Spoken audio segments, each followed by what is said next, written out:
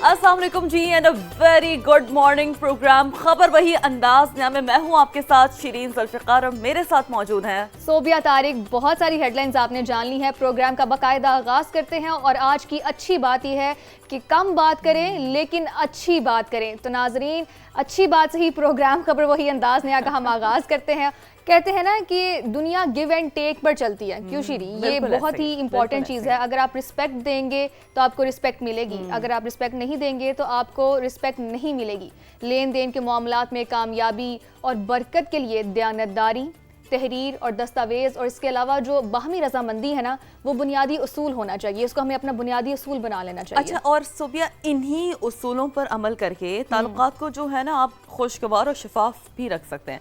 अब देखिए, जो बाहमी मामलात होते हैं ना, उसको एक दूसरे के साथ बखूबी निभाना हमारी एक अहम माशरती जिम्मेदारी भी होती है, क्योंकि बाहमी मामलात की जो सही पासदारी ही आदमी को एक बेहतर कहते हैं मुसलमान, एक मुहज़्ज़ब इंसान कह दें, एक अच्छा शहरी और एक नेक फ़र्द बनने में मदद फराम करती है। अब ये सारी जो चीज़ें हैं वो हम साइंस के तनाजुर में तो समझने की कोशिश कर रहे हैं, या अपने एनवायरनमेंट के तनाजुर में एज ए इंडिविजुअल तो समझने की कोशिश कर रहे हैं, ह्यूमैनिटी के तनाजुर में हम कहते हैं, ह्यूमैनिटी कहते हैं। लेकिन शरीयत भी यही है कि लेन देन के जो मामले होते हैं ना, उसमें जो बाहमी रजामंदी होती है वो सबसे पहला उसूल है, ताकि फरीकैन आज़ादाना तौर पर बगैर किसी खौफ व ख़तर बाहमी रजामंदी से जो अपना मामला है वो जारी रख सके। यानी कि एक बैलेंस इक्वेशन क्रिएट होती है ना, जैसे कि आपने शुरू में कहा कि जो ये गिव एंड टेक का जो फॉर्मूला होता है, it comes with a balance equation, कि आपको पता है कि यहाँ पर सिर्फ एक बंदा ही गिवर नहीं है, तो ये आपके पास ना हर डायनामिक ऑफ लाइफ में अप्लाई। बिल्कुल दुरुस्त बात है, हर डायनामिक में आपको ये अप्लाई करना पड़ेगा। बैलेंस बहुत ज़्यादा ज़रूरी है, मतवाज़न बहुत ज़्यादा ज़रूरी है। और फिर कुरान करीम में अल्लाह ताला फरमाते हैं कि ए ईमान वालो, तुम एक दूसरे का माल आपस में नाहक तरीके से ना खाओ, सवाए उसके कि तुम्हारी बाहमी रजामंदी से कोई तिजारत हो, और अपनी जानों को मत हलाक करो, बेशक अल्लाह तुम पर मेहरबान है। तो फिर क्या ख्याल है कि रब को अपने आप पर मेहरबान करने के लिए आज से क्यों ना हम ये अहद कर लें कि जो लेन देन के मामलात हैं वो अपनी आखिरी सांस तक दयानतदारी से, ऑनेस्टी से निभाएंगे, ताकि दुनिया भी अच्छी और आखिरत भी हमारी सवर जाए। शीरी, हम काम तो इस बेहतर इसीलिए करते हैं ना कि हमारी आखिरत भी सवर जाए, दुनिया में भी हम कामयाब हों। बिल्कुल ऐसे। और जो आपने हवाला भी दिया, देखिए बड़ा ज़रूरी है। हम जाहिर सी बात है, एक तो हमारा होता है ना कि एक ह्यूमन पर्सपेक्टिव, कि हम दुनियावी लिहाज से चीज़ों को किस तरीके से एनालाइज करते हैं, देखते हैं, सोचते हैं, और एक होता है कि हम जो कहीं ना कहीं आप देखेंगे कि ये सारे जो लेसन्स हैं वो आपको, जाहिर सी बात है, इस्लाम तो एक पूरा कहते हैं ना, अब सीरत नबी सल्लल्लाहु अलैहि वसल्लम आपको पूरा कहते हैं एक इखलाक, पूरे आपकी ज़िंदगी का समरी बता देती है कि आपने उठना कैसे, बैठना कैसे, कारोबार कैसे करना है, बोलचाल कैसे करना है। तो इसी तनाजुर में हम देखते हैं कि ये जो गिव एंड टेक का फार्मूला है, एक बैलेंस इक्वेशन का फार्मूला, एक बड़ा अहमियत का हामिल है। वेलकम बैक नाजरीन। तो जनाब, हम जल्दी से नजर डाल लेते हैं अपनी टॉप स्टोरीज पर। सबसे पहले बात करें कि जंग बंदी के बावजूद मशरिक़ वुस्ता में कशीदगी बरकरार है। ईरान के उर्दन में अमरीकी अहदाफ पर हमले सामने आए हैं, जबकि सेंटकॉम की तस्दीक भी सामने आई है। तमाम ईरानी मिसाइल तबाह करने का दावा। जवाब में अमरीकी और सऊदी फौज के इराक पर फिजाई हमले और ईरान नवाज ग्रुप्स के हथियारों और लॉजिस्टिक मराकज़ को निशाना बनाया गया, जबकि सऊदी अरब का तेल तंसीबात पर हमले नाकाम बनाने का दावा भी सामने आया है। उन्होंने कहा कि ईरान नवाज मलेशियाओं ने इराकी सरजमीन से ड्रोन्स दागे हैं। और आगे चल के प्रोग्राम में बात करेंगे कि अमेरिका ने अपना हुरमस पर ईरान के मुतालबात नाकाबिल कबूल करार दे दिए। वाज़ेह ये कर दिया कि मुआहदे में किसी किस्म का टोल या फीस शामिल नहीं है।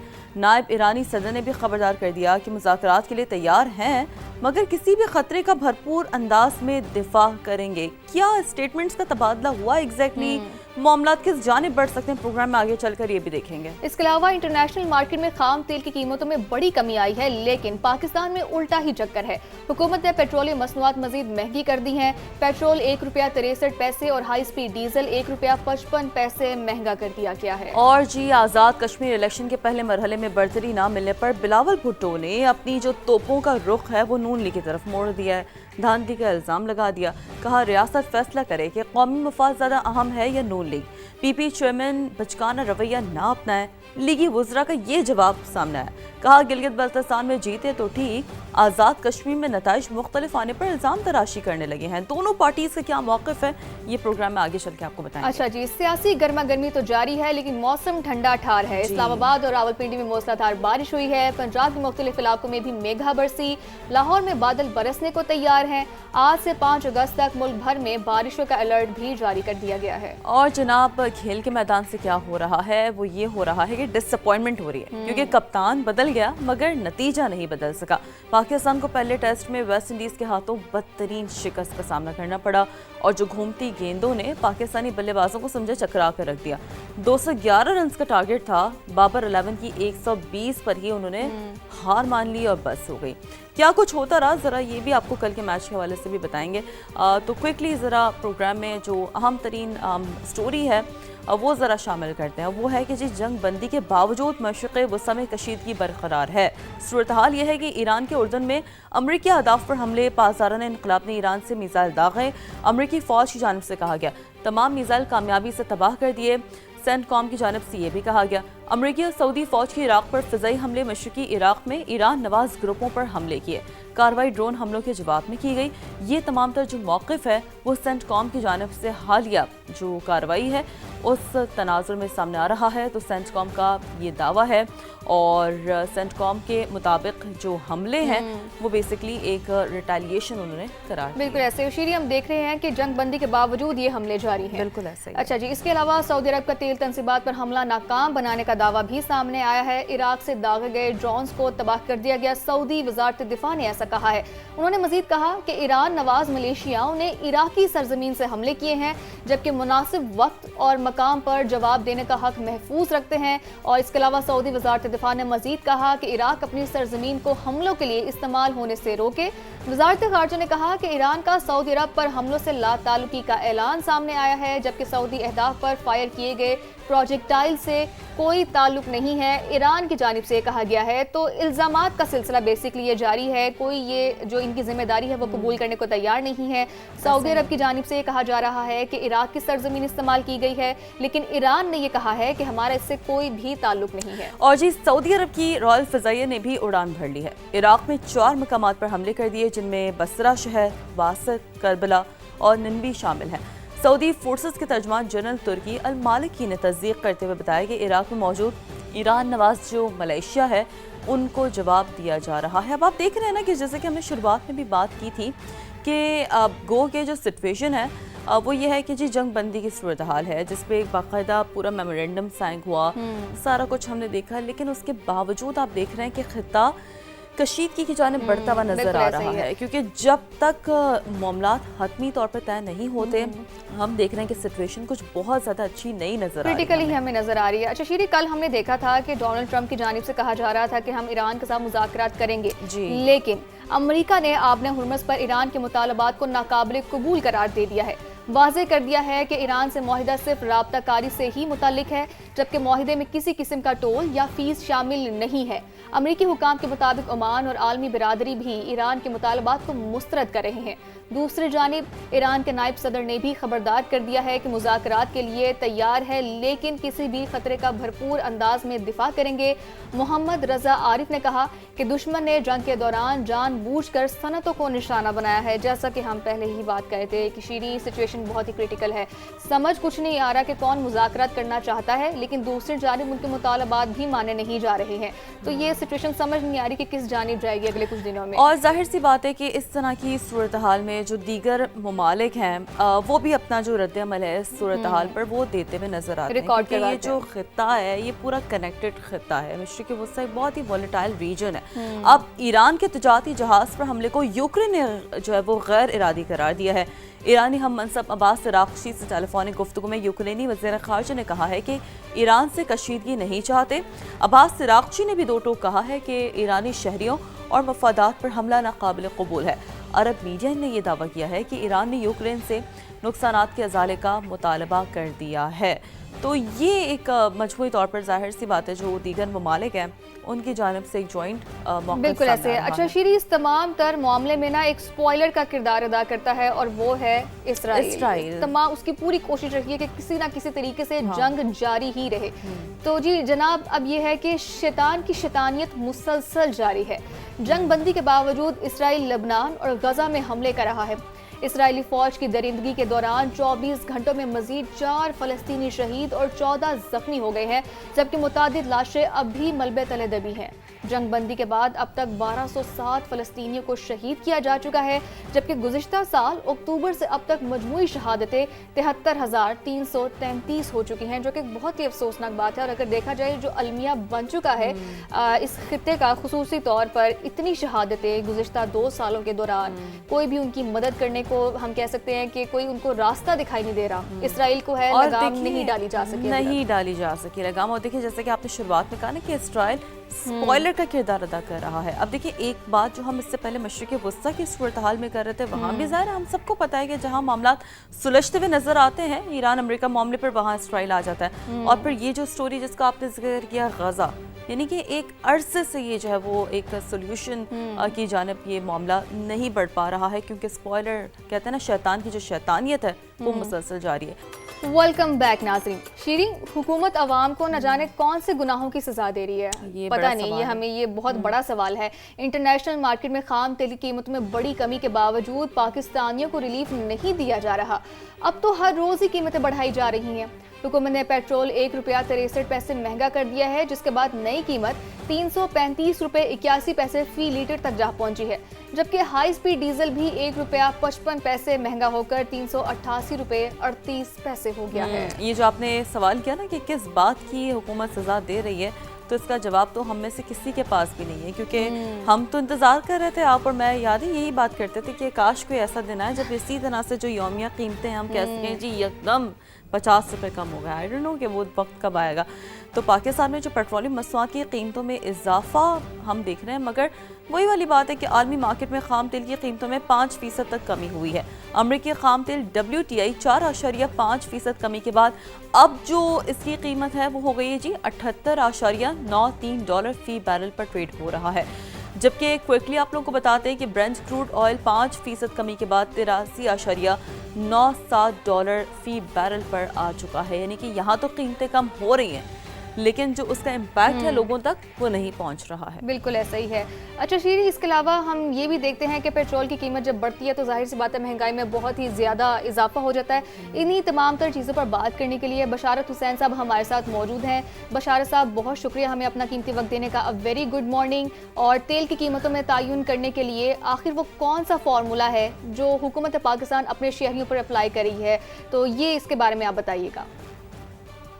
जी अस्सलाम वालेकुम। देखिए, बात यह है कि हुकूमत के पास 29 से 30 दिन का जखीरा हमेशा होता है, और अब जो प्राइसेस रोज ये तय करने का जो इन्होंने फार्मूला नया बनाया है, जो ओगरा जो है वो उसको एडवर्टाइज करता है, मैं समझता हूँ कि ये बिल्कुल सही नहीं है, क्योंकि जो तेल आपने 29 या 30 दिन पहले एक कीमत पर खरीदा है, वो कीमत जो है अगर बढ़ जाती है, आज बढ़ जाती है, तो आपने तो पिछली कीमत पर खरीदा हुआ है, कम कीमत पर खरीदा हुआ है। आप आवाम को कैसे उस कम कीमत पे खरीदे हुए पेट्रोल को, डीजल को महंगा बेच सकते हैं?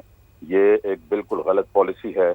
और इसकी बुनियादी वजह आपने पूछी है क्या है, वजह सिर्फ ये है कि हुकूमत को इस वक्त जो है किसी भी तरीके से पैसा चाहिए अपने कारोबार को चलाने के लिए, अपनी हुकूमत के कारोबार को चलाने के लिए, और जो टैक्सेस और लेवीज उन्होंने लगाई हैं उस पे उनको खातिर ख्वाह जो है वो आमदनी नहीं हो रही।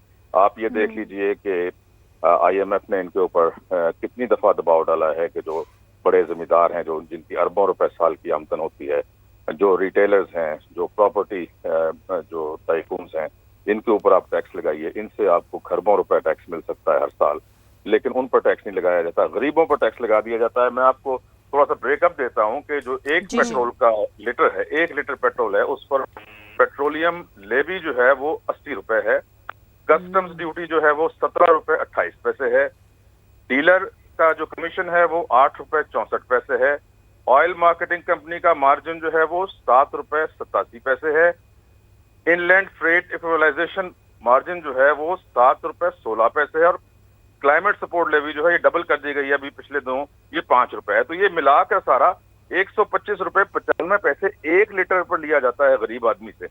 अगर ये देखिए कि एक गरीब आदमी अपने मोटर बाइक में 2 लीटर सिर्फ पेट्रोल डालता है, तो उसको तकरीबन 250 रुपए जो है टैक्सेस और लेवीज की मद में हुकूमत को देने पड़ते हैं। 250 रुपए 2 लीटर पेट्रोल डालने पे एक गरीब तरीन आदमी को, जो कि एक मोटर बाइक चलाता है, अक्सर तो किराए पर मोटर बाइक लेकर आजकल ये बाइकिया का काम कर रहे हैं।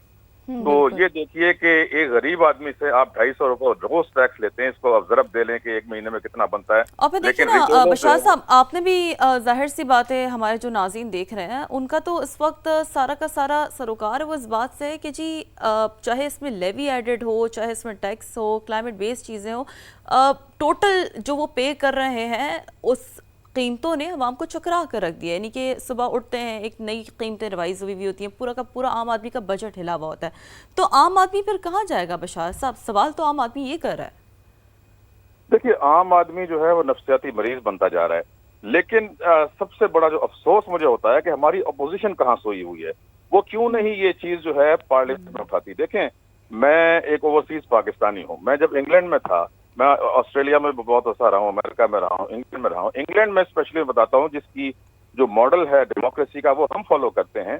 वहां पर एक शेडो कैबिनेट बनाई जाती है, हुकूमत होती है, एक शेडो कैबिनेट होती है जो अपोजिशन की तरफ से होती है, उसके शेडो मिनिस्टर्स होते हैं। उनका काम ये होता है कि हुकूमत जहां कोई गलत पॉलिसी लेके आती है वो फौरी तौर पे उसको जो है पार्लियामेंट में उसके ऊपर तनकीद करते हैं, उसको उठाते हैं, और फिर अक्सर औकात अगर पॉलिसी गलत होती है तो वो उसको रिवर्स कराने में कामयाब होते हैं। पाकिस्तान की अपोजिशन क्यों सो रही है? तनख्वाहें तो ले रहे हैं, ये बड़ी फॉर्म 47 और 45 की बात करते हैं, तनख्वाहें तो ये लोग ले रहे हैं, ठीक है। फिर ये क्यों नहीं जो है पार्लियामेंट में आते और पार्लियामेंट में आकर ये इस इशू को उठाते?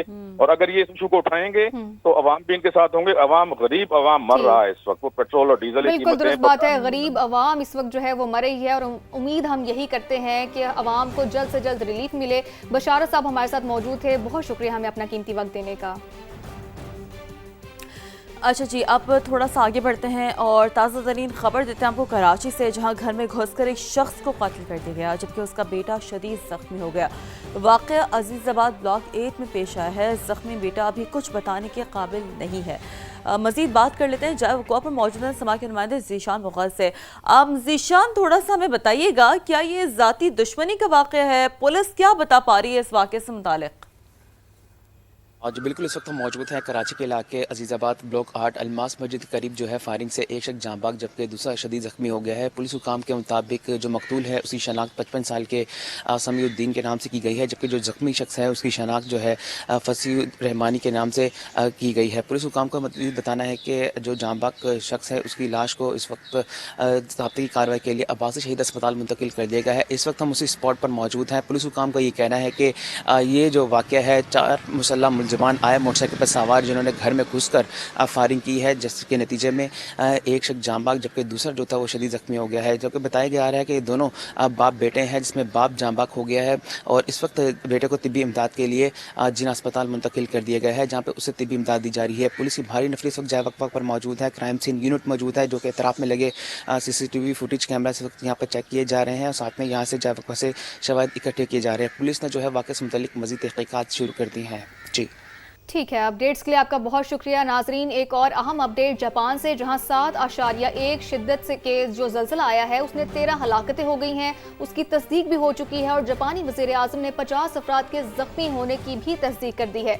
ये बताया कि 7 सूबों में अलर्ट भी जारी कर दिया गया है जबकि हंगामी हालत नाफिज कर दी गई है। इसके अलावा मुतादिद आफ्टर शॉक्स का सिलसिला भी जारी रहा। कल हमने सारा दिन ये देखा कि जापान से ये खबरें आती रही कि आफ्टर शॉक्स महसूस किए जा रहे हैं। और देखिए ना, ये कुछ विजुअल्स भी हम आपको दिखा रहे हैं किस हद तक जो इससे इंटेंसिटी है बखूबी तौर पर आप इसका अंदाज़ा भी लगा सकते हैं। यकीनी तौर पर हम देखते हैं कि टोक्यो एयरपोर्ट पर दर्जनों परवाज़ें इसके नतीजे में मनसूख हुई और 61 से ज़ायद, यानी कि बहुत ठीक ठाक आफ्टर शॉक्स होते हैं। चलें, किसी भी इस तरह के ज़लज़ले के बाद कुछ 1, 2, 3, 4 आफ्टर शॉक्स तो फिर समझ में आते हैं, लेकिन 61 से ज़ायद आफ्टर शॉक्स।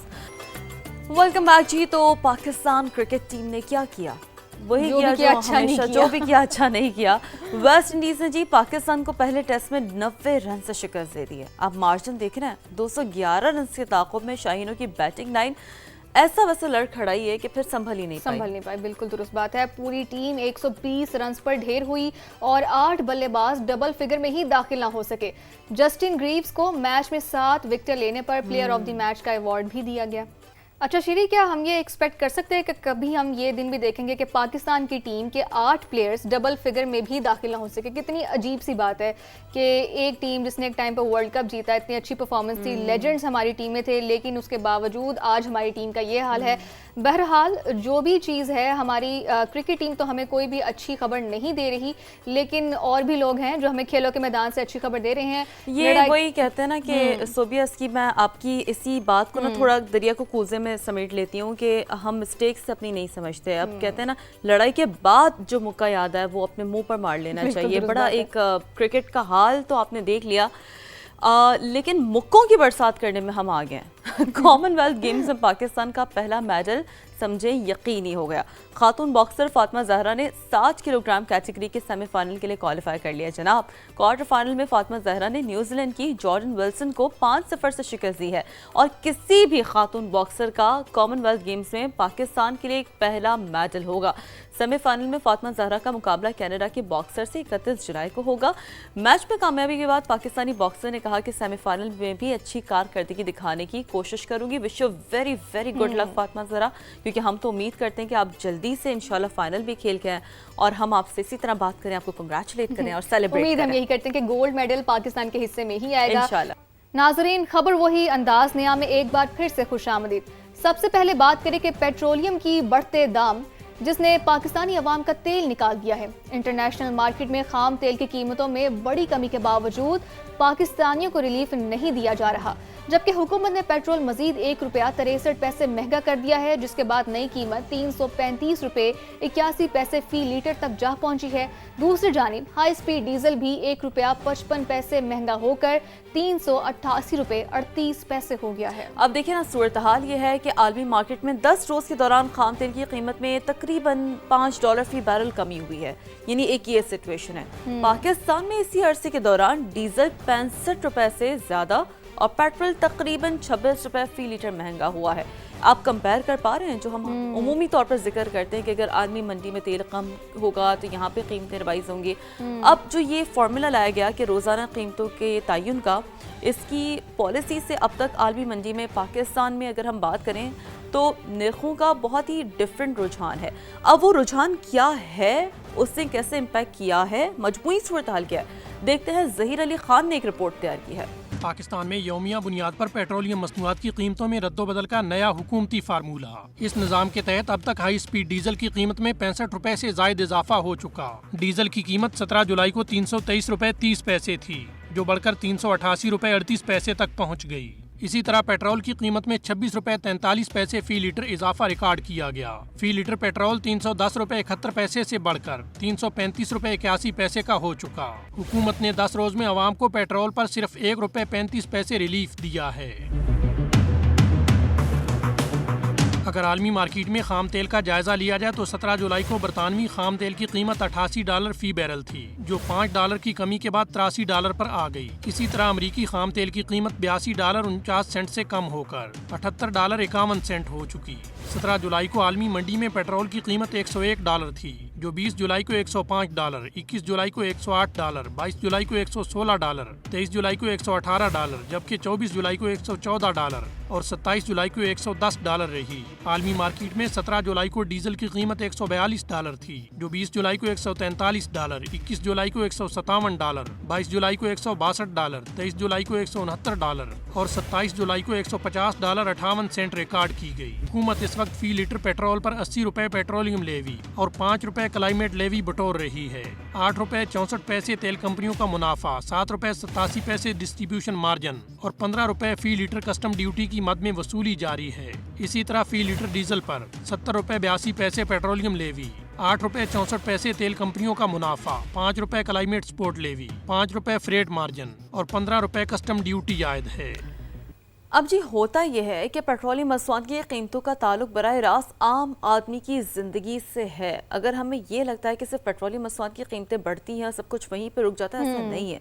क्योंकि जाहिर सी बात है, ईंधन महंगा होते ही महंगाई की लहर हर शोबे को अपनी लपेट में ले लेती है। फॉर एग्जाम्पल, ट्रांसपोर्ट के किराए बढ़ते हैं, सब्जी फल गोश्त और जो रोज़मर्रा इस्तेमाल की जो दीगर अशिया है वो भी तो मज़ीद महंगी हो जाती बिल्कुल है। दुरुस्त बात है, तमाम तर चीज़ें महंगी होती हैं। कराची के बाज़ारों में महंगाई ने शहरियों की मुश्किलात किस हद तक बढ़ा दी हैं, बता रहे हैं खुर्शीद आलम अपनी इस रिपोर्ट में।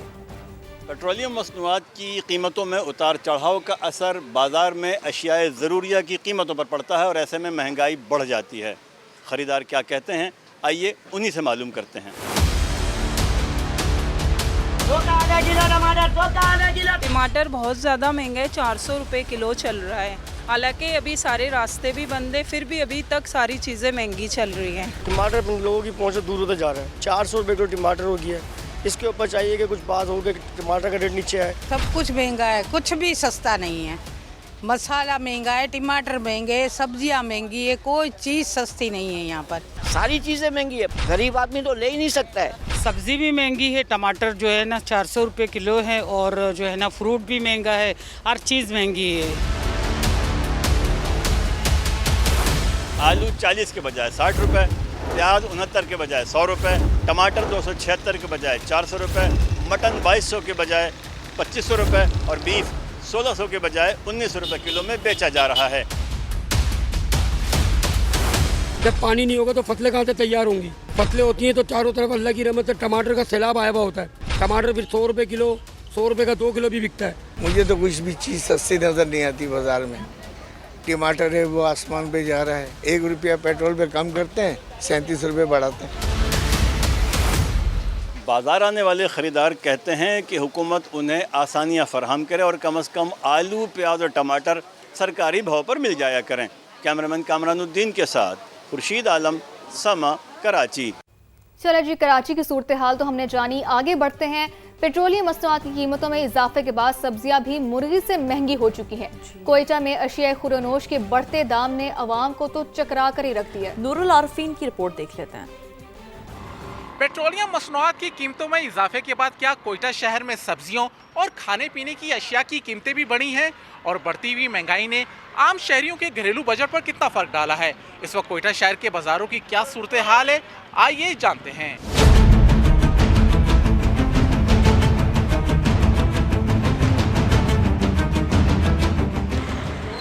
कोयटा शहर के वस्त में वाक़े कासी रोड की सब्जी मंडी में सब्जी की कीमतों में नुमाया इजाफा हुआ है। पेट्रोलियम मसनूआत की कीमतों में इजाफे और ट्रांसपोर्ट अखराजात बढ़ने के बाद सब्जियों की कीमतें 50 से 100% तक बढ़ गई हैं। टमाटर जो एक माह पहले 80 रुपये फ़ी किलो फरोख्त हो रहा था, अब 180 रुपये फ़ी किलो तक पहुंच चुका है। भिंडी की कीमत में भी दुगना इजाफा हुआ है और ये 150 रुपये से बढ़कर 300 रुपये फ़ी किलो फरोख्त हो रही है। इस तरह कद्दू की कीमत 50 रुपये से बढ़कर 100 रुपये फ़ी किलो हो गई है, जबकि तोरी 120 रुपये से बढ़कर 200 रुपये फ़ी किलो तक जा पहुंची है। गोभी भी 100 रुपये से बढ़कर 150 रुपये फ़ी किलो फरोख्त की जा रही है। आलू, प्याज, लहसुन और अदरक की कीमतों में भी 20 से 30% इजाफा रिकॉर्ड किया गया है। इस वक्त आवाम जो है बिल्कुल इतनी मुश्किलात में है। सबसे पहले मेरी उम्र अभी 63 साल है और कारोबार नील के बराबर है। सब्जी भी हम लोगों की पहुंच से दूर हो गया। अभी अब खुद सोचो, भिंडी 300 रुपये, 320 रुपये किलो है। अभी 500-600 कमाने वाला एक भिंडी 1 किलो कहाँ से खरीद सकते हैं? एक आम आदमी के लिए तो बहुत मुश्किल है। जिस तरह की महंगाई अभी बढ़ी है, ये तो अब गरीब के पहुंच से दूर है। सिर्फ सब्जियां ही नहीं बल्कि आटे की कीमतों में भी मुसलसल इजाफा हो रहा है। 50 किलोग्राम आटे के थैले की कीमत 6000 रुपये से बढ़कर 7000 रुपये तक पहुंच गई है, जबकि दालों, चावल और चीनी की कीमतों में भी 20 से 30% इजाफा हो चुका है। 320 रुपये का मुझे चने का दाल मिल रहा है, तो मैं तो लाजमी 350 बेचूंगा। 350 नहीं बेचूंगा, 340 को तो बेचूंगा। तो अब मेरा प्रॉफिट 20 रुपये है पर केजी। अगर अगले दिन हम जाते हैं होलसेल मार्केट में, वही चीज़ हमें वहीं से 340 की मिल जाती है। पर हमारे जो है ना गुसर बसर में बिल्कुल टफ हो गई। अब कोयटा के शहरी सब्जियों और खाने पीने की अशिया की कीमतों में मुसलसल इजाफे की वजह से परेशान हैं। कहते हैं बढ़ती हुई महंगाई ने आम आदमी के लिए 2 वक्त की रोटी का हसूल भी मुश्किल बना दिया है। उन्होंने हुकूमत से मुतालबा किया है कि प्राइस कंट्रोल कमेटी को फाल बनाए ताकि उन्हें कुछ रिलीफ फराहम हो सके। कैमरामैन शहजाद अनवर के साथ नूरुल आरफीन, समा, कोयटा। चलें, ये तो बात हो गई ना अशिया ख़ुनोशी। अब रोटी हर फर्द की बुनियादी ग़िज़ा है, लेकिन अब ये भी आम आदमी की पहुंच से दूर होती जा रही है। गंदम की पैदावार में खुद कफील सूबा पंजाब भी आटे की कीमतों में इजाफा यहाँ पर हो रहा है, जो शहरियों को बहुत ज़्यादा परेशान कर रहा है। बिल्कुल ऐसा ही है। अच्छा, वजूहात क्या है, रिपोर्ट कर रही हैं वेलरिंग एंड्रयूज। पंजाब में आटे की किल्लत एक बार फिर बढ़ने लगी है। आखिर आटा महंगा क्यों हो रहा है? क्या वजह गंदम की किल्लत है, मार्केट का दबाव या कुछ और? आइए जानते हैं दुकानदारों और खरीदारों की जुबान।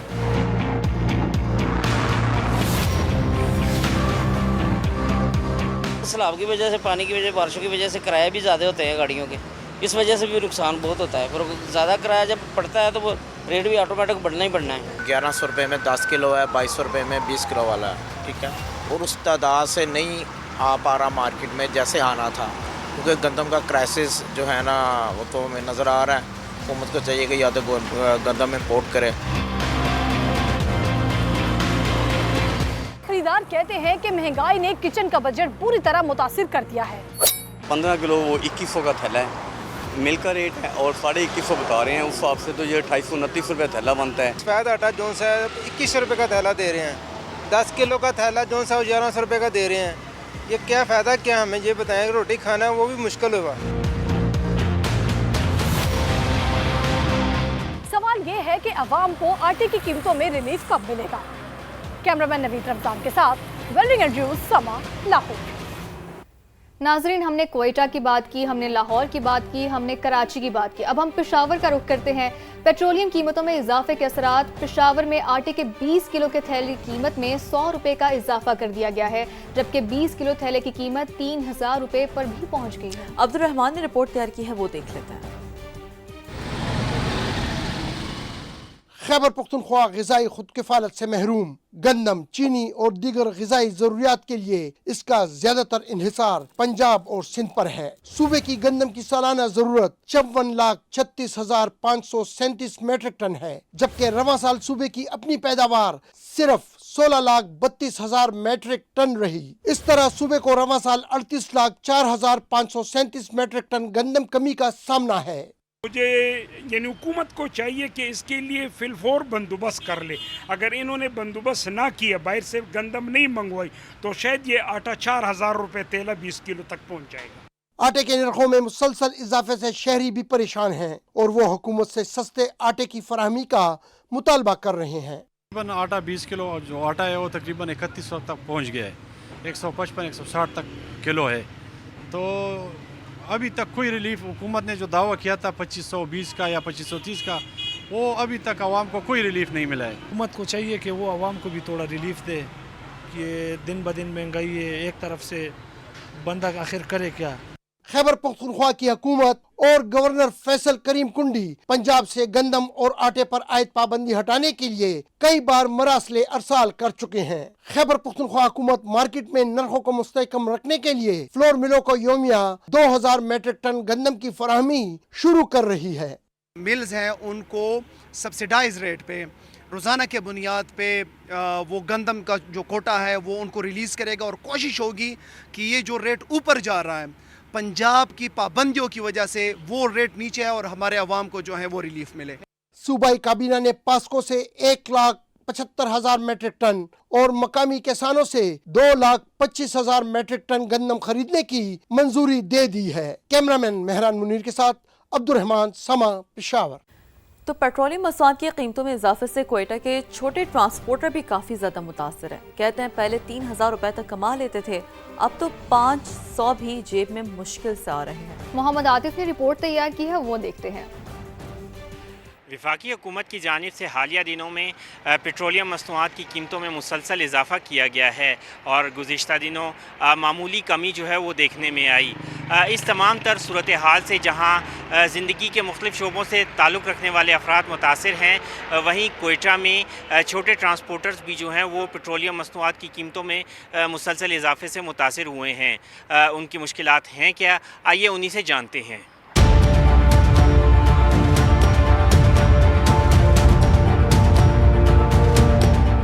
लोग बहुत शदीद मुतासर है। हम लोग इधर एक दो घंटे इंतज़ार कर रहे कि सवारी हमें साथ नहीं जाता है। पेट्रोल सस्ता करे, कम से कम 250 पर तो लीटर आवाम को दिया जाए। पेट्रोल महंगा होने की वजह से बिल्कुल रोजगार है नहीं। पहले हम लोग दिन में 3,000 रुपये कमा लेते थे, अभी हम लोग 1,000 रुपये सुबह से लेकर शाम 10 बजे तक नहीं कमा सकते। सुबह से सारे रिक्शे वाले आप देखो बेचारे खड़े हुए, 500 डेढ़ हम लोग पूरे दिन में नहीं कमा सकते। पहले ज़माने में जब पेट्रोल 160, 120, 140 पर होता था ना, किराया तब भी वही 150, 200, 250 था। अभी पेट्रोल 320, 315 ईरानी मिलता है, किराया वही किराया है। अभी हम लोग क्या करें, आम आदमी गरीब आदमी क्या करे, किधर जाए। सवारी किराया नहीं देता, जब 150 का पेट्रोल था तो सवारी वही किराया देती थी। बाजार तक ये 400, 300, अभी 300 रुपये लीटर हो गए, 320, वही 300 रुपये किराया चल रहा है।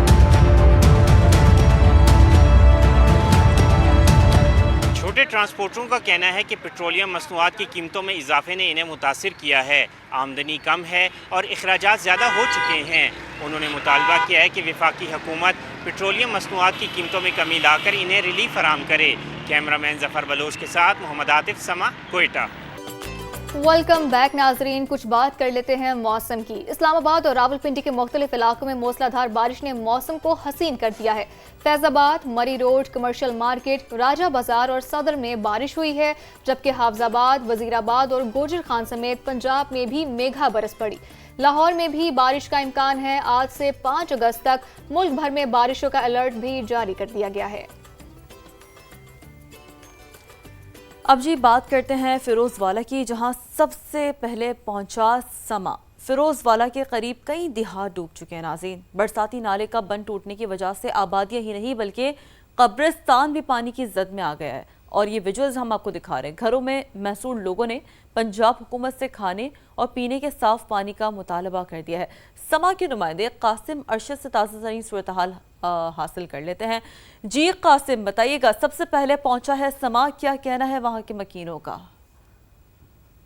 जी बिल्कुल, इस वक्त हम फिरोजवाला शेखुपुरा में मौजूद हैं। यहाँ पर जहाँ जहाँ नज़र जा रही है, कैमरामैन अहमद रज़ा दिखा सके। पहले तो हम आपको यहाँ दाएं जानिब दिखाते हैं। यहाँ पर एक मकामी कब्रिस्तान था, जहाँ जो कब्रें थी वहाँ पानी दाखिल हो गया है। ये जगह जहाँ पे हम जो गुजर रहे हैं, ये तकरीबन 10 से 20 फीट तक बता रहे हैं कि गहरा है और यहाँ हमें हर तरफ पानी ही पानी नज़र आ रहा है। ताम यहाँ पर हमें हुकूमत पंजाब की जानिब से, मकामी ज़िला इंतज़ामिया की जानिब से रेस्क्यू के लिए या कोई इमदादी इकदाम करते हुए कोई नज़र नहीं आ रहा। और यहाँ पर लोग अपने घरों की छतों पर मौजूद हैं और वो मुंतज़िर हैं कि उनको खाना फराहम किया जाए। ताम हमें कुछ ऐसा यहाँ पर मज़ीद नज़र नहीं आया। लोग अपने घरों की छतों पर मौजूद हैं या उन मकामात पर मौजूद हैं जो कि ज़मीन से काफ़ी ऊँचे हैं। बच्चे काफ़ी खौफज़दा हैं, ख़वातीन खौफज़दा हैं कि वो अपने घर होने के बावजूद अपने घरों के कमरे में नहीं जा सकते। लोग काफ़ी ज़्यादा जो है वो परेशान है और उन्होंने मुतालबा किया है कि जल्द अज जल्द इमदादी सरगर्मियाँ जो है, जो कि मकामी ज़िला इंतज़ामिया, जो कि शेखुपुरा की ज़िला इंतज़ामिया, उसकी जानिब से उसका आगाज़ किया जाए और हुकूमत पंजाब जो है वो जल्द अज जल्द हंगामी बुनियादों पर ठोस इकदाम करे, ताकि जो है वो सही मानों में जो यहाँ के मकामी अफराद हैं जो कि ज़ेर आब सूरत हाल के बायस इंतहाई परेशान हैं, मुश्किलात का शिकार हैं, उनको रिलीफ मिल सके। जी हम यही उम्मीद करते हैं कि उनको रिलीफ मिल सके। और साथ ही कासिम अरशद हमारे साथ मौजूद है, बहुत शुक्रिया हमें अपना अपडेट करने के लिए। आप यहाँ पे देख सकते हैं कुछ मनाजिर भी, गलियों में, सड़कों पर कितना पानी है। और बाकायदा तौर पर अभी कुछ ही देर पहले कासिम अरशद जिस कश्ती में मौजूद थे, सेफ्टी बोर्ड थी जहाँ पर, और उनकी जानिब से मुतालबा ये किया जा रहा है वहाँ के मकीनों का कि हम तक राशन, हम तक साफ पानी पहुँचाया जाए। तो हम उम्मीद यही करते हैं कि जल्दी पानी जो है वहाँ से निकाल दिया जाए। दूसरी जानिब दरियाए चनाब में पिंडी भटिया के मकाम पर भी दरियाई कटाव का सिलसिला जारी है। करीबी आबादियों को शदीद नुकसान का सामना है। हमारे नुमाइंदे बिलाल अकबर इस वक्त दरियाए चनाब के मुतासरा इलाके में मौजूद हैं, उनसे मजीद जान लेते हैं। जी बिलाल, बताइएगा वहां पर क्या सूरत हाल है? अच्छा बिल्कुल जी, मानसून की बारिशों ने और जो दरियाए चनाब के अंदर इंडिया की तरफ से पानी छोड़ा गया था, उसने मुख्तलिफ इलाकों के अंदर जो है वो तबाही मचाई है। मैं इस वक्त पिंडी भटिया के इलाका कच्चा गुरना के अंदर मौजूद हूँ, जहाँ पे जिस जगह पे मैं खड़ा हुआ हूँ, यहाँ पे बताया जाता है कि 3 दिन पहले एक घर था, लेकिन इस वक्त एक दरख्त के अलावा कोई चीज़ इधर नजर नहीं आ रही। घर के मालिक हमारे साथ मौजूद है, उनसे बात करते हैं। जी बताइएगा, क्या कहते हैं? सर जी, जिधर ने इंडिया ने पानी छोड़ा था उस वक्त साढ़े मकान गिर गए थे। ये देख सकते हैं कि कोई शायद चीज़ नहीं बची। अब बिल्कुल जैसा कि आपने मुकामी शख्स की बात को सुना, उसका ये कहना है कि पहले इधर घर मौजूद था, लेकिन इंडिया ने जब पानी छोड़ा है हाल ही में, तो उसके बाद मुकम्मल तौर के ऊपर घर चला गया और वो यहाँ से शिफ्ट हो गया। और उनका बताना था कि यहाँ पे 100 से जायद घर थे जो पिछली दफ़ा जो सैलाब आया था पिछले साल, उसकी नज़र हो गए थे। जी ठीक है, अपडेट के लिए शुक्रिया आपका। अब आपको बताते हैं कि खैबर पख्तूनख्वा हुकूमत के 17 छोटे बड़े डैमों में मछलियां पकड़ने की बोलियां लगाने का अमल अब मुकम्मल हो गया है और पिछली बार 15 करोड़ में दिए जाने वाले बड़े तरबीला डैम की बोली अब 57 करोड़ रुपए में इसकी बोली लगी है। इसी पर रिपोर्ट कर रहे हैं शहाबुर रहमान अपनी इस रिपोर्ट में। खैबर पुख्तनख्वा के महकमे लाइव स्टॉक फिशरीज व कोऑपरेटिव के तहत 2026 से 2029 तक की मुद्दत के लिए सूबे के 17 सरकारी डैमों और आबी ज़खायर के माहीगीरी हुकूक ई बिडिंग के जरिए नीलाम कर लिए गए हैं। हुक्काम का कहना है कि इस निज़ाम का मकसद लीज के अमल को शफाफ, मेरिट पर मबनी और मुकम्मल तौर पर डिजिटल बनाना है। 2026 से 2029 तक ई बिडिंग में तरबेला डैम के माहीगीरी हुकूक की लीज 57 करोड़ 10,85,000 रुपए में नीलाम हुई, जो इस निज़ाम के तहत अब तक की सबसे बड़ी बोली है। तरबेला डैम की रिजर्व कीमत 35 करोड़ रुपए मुकर्रर की गई थी, जबकि गुज़िश्ता लीज तकरीबन 15 करोड़ रुपए में दी गई थी। इस तरह नई बोली ने सरकारी आमदन में गैर मामूली इजाफा कर दिया। ओवरऑल ये 280 से 300% इंक्रीज है जो फिशरीज डिपार्टमेंट गवर्नमेंट को रेवेन्यू के शक्ल में कंट्रीब्यूट करेगा। इससे कबल करक के जेबी डैम की लीज 30,51,000 रुपए में नीलाम हुई थी, जो गुज़िश्ता लीज के मुकाबले में 155% ज्यादा है, जबकि मर्दान खेल डैम भी पहली मर्तबा कामयाब ई बिडिंग के जरिए लीज पर दिया गया। कैमरामैन आबिद खान के साथ शाहबुर रहमान, समा, पेशावर। वेलकम बैक नाज़रीन। वैसे शौक का तो कोई मोल नहीं होता, लेकिन अगर वो शौक आपके रोजगार का जरिया बन जाए, आपकी तो पहचान कोई बात नहीं है मेरे ख्याल कोई से। बात नहीं। और ऐसी मिसाल हमारे पास सवात के एक नौजवान की है जिससे बचपन के शौक को कामयाब कारोबार में बदल दिया। रंग बिरंगे और नायाब परिंदों की जो दुनिया है उसने ना सिर्फ उसे मुनफरिद पहचान दी है बल्कि रोजगार का एक जरिया भी बना दिया है। शहाबुद्दीन की रिपोर्ट देखिए।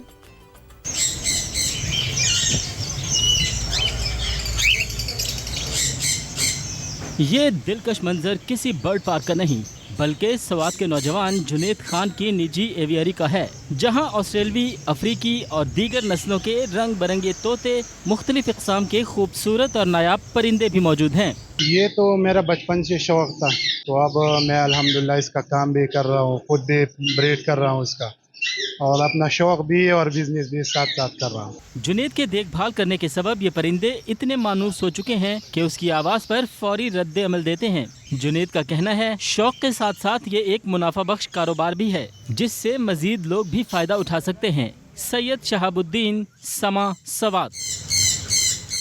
नाजरीन, कल आपकी खिदमत में हाजिर होंगे, तब तक के लिए अल्लाह हाफिज।